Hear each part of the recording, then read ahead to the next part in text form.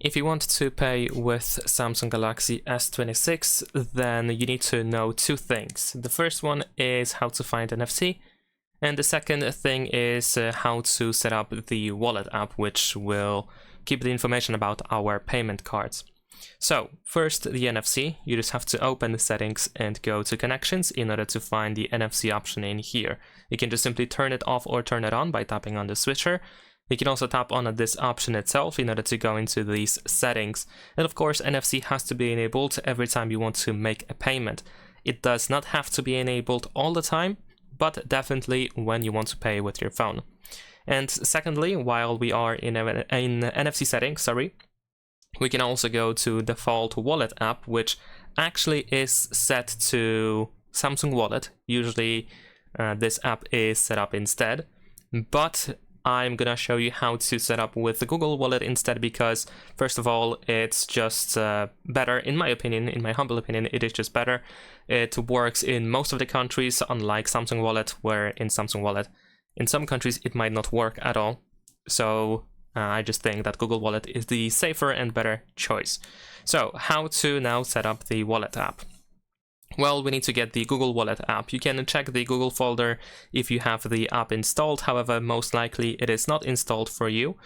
So you can open the Play Store and we can download the app. So we're gonna use the search button at the bottom of the screen. And then over here at the top, we can use the search field and you can type wallet or Google Wallet.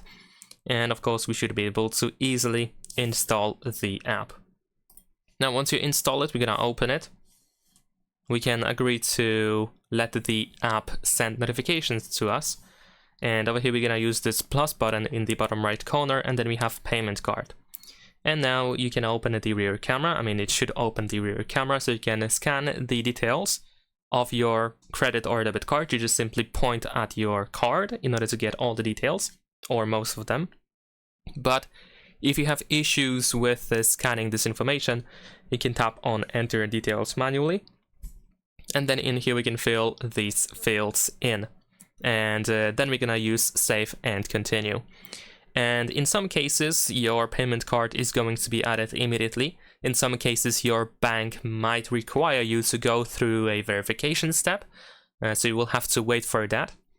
And of course, if you want to, you can add more than one payment card. So you can keep adding more and more payment cards after that. And if you happen to use more than one payment card, you can decide which card is the default one. So whenever you want to use the default card, you don't have to open the wallet app.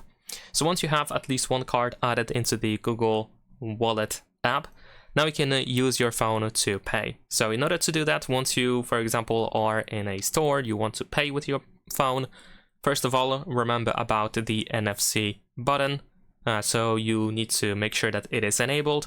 Secondly, make sure that your phone is unlocked.